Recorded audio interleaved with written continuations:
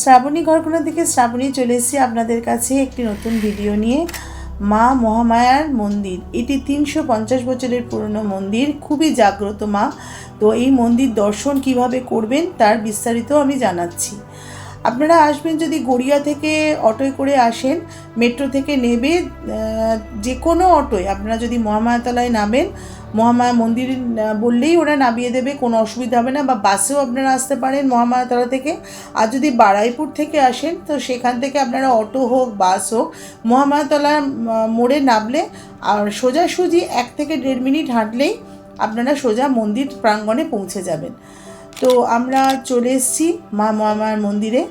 এই যে ঢুকতে বটগাছটা দেখছেন, এটা বহুদিনের পুরনো বটগাছ এবং এই ছাওয়ায় অনেকেই বসে থাকেন মার মন্দিরে প্রাঙ্গণে। তো এই মন্দিরটির সম্বন্ধে অনেক কিছুই কথিত আছে। এই মন্দিরটি প্রতিষ্ঠিত হয়েছিল 1803 খ্রিস্টাব্দে। এই মন্দিরটি নির্মাণ করেন দুর্গারাম মহাশয়, জমিদার দুর্গারাম মহাশয়। কিভাবে প্রতিষ্ঠা হয় সেটাই আমি বলতে চাইছি আপনাদের।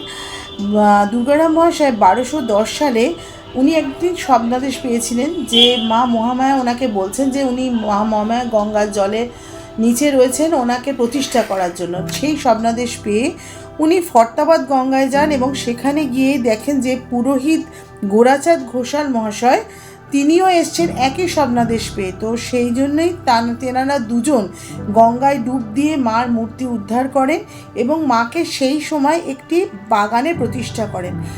তারপরে মা জমিদার মশাই 1803 খ্রিস্টাব্দে মার মহামায়া মন্দিরটি প্রতিষ্ঠা করেন এবং সেখানে মাকে প্রতিষ্ঠা করেন। এই মন্দির প্রাঙ্গণে অনেকটাই বড়, মন্দিরের ভেতরে অনেকে বসে ভোগ খাওয়ানোরও জায়গা আছে। 23শে জানুয়ারিতে এইখানে খুব বড় করে পুজো হয় এবং নীল উৎসব এখানে খুব বড় করে পালন হয়, কারণ মা খুবই জাগ্রত। একটা গল্প আছে যে মা নাকি শাক এত ভালোবাসতেন যে একবার এক কৃষকের বাগান থেকে প্রায় সময় কৃষক দেখতেন যে তার বাগানের শাক কে তুলে নিচ্ছে। তো একদিন কৃষক সারা রাত জেগে পাহারা দিতে গিয়ে দেখেন একটি ছোট্ট মেয়ে তার সাজি করে শাক তুলছে এবং কৃষক তাকে ধরতে এসে দেখেন যে এই মন্দিরে এসে যে সেই সাজি পড়ে আছে এবং মায়ের পায়ের কাছে সেই শাক। তো আর এই যে শিলাটা আপনারা দেখলেন, এই শিলাটা মার মূর্তি যখন মন্দির প্রতিষ্ঠার সেই সময় থেকে এই শিলাটি ছিল। নীল উৎসবের সময় অনেকেই শিলা তুলতে যায়, যারা পারে অনেকেই পারে।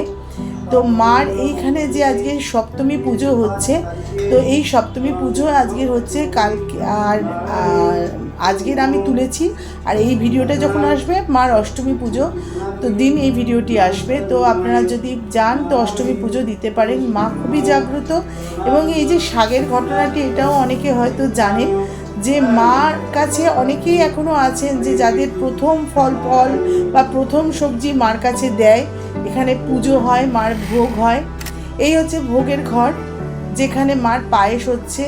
এর আগে মাকে মাছের ভোগ দেওয়া হয়, জোড়া ইলিশ মাছ মাকে দেওয়া হয়।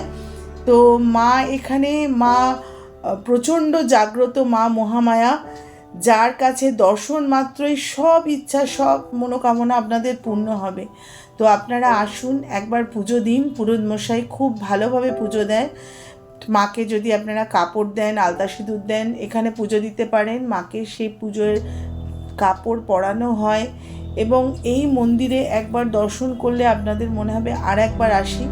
আর মন্দির প্রাঙ্গণ খুবই শান্ত সুন্দর। তো এই মন্দিরে একবার আসুন, দর্শন করুন, পুজো দিন, দেখবেন আপনাদের সমস্ত মনস্কামনা আমার তো মনে হয় পূরণ হবে। আমিও পুজো গিয়েছিলাম। তো আসলে সকাল সকাল চলে আসবেন। 10টার সময় পুজো হয়, 10টা থেকে শুরু হয়, 12টা অবধি পুজো হয়। হ্যাঁ, জমিদার আরেকটা কথা, জমিদার দুর্গারাম মশাই ঘোষালদের হাতে, মানে গঙ্গারাম ঘোষালদের হাতে, গোরাচাঁদ ঘোষালদের হাতে পুজোর ভার দিয়েছিলেন। এখন তার দৌহিত্র চক্রবর্তীরা এই পুজোর ভার পেয়েছেন এবং এনারাই এখন পুজোর ভার গ্রহণ করেছেন। এই যে শিলা, এই শিলা যে আপনারা দেখছেন, ওই নীল উৎসবের সময় অনেকেই এই শিলা তুলতে চায়, অনেকে তুলতে পারে। তো এটা বলে যে মানুষের যাদের ভক্তি অনেক, এই শিলা তারা নাকি তুলতে পারে। তো একবার আসুন, মন্দির দর্শন করুন।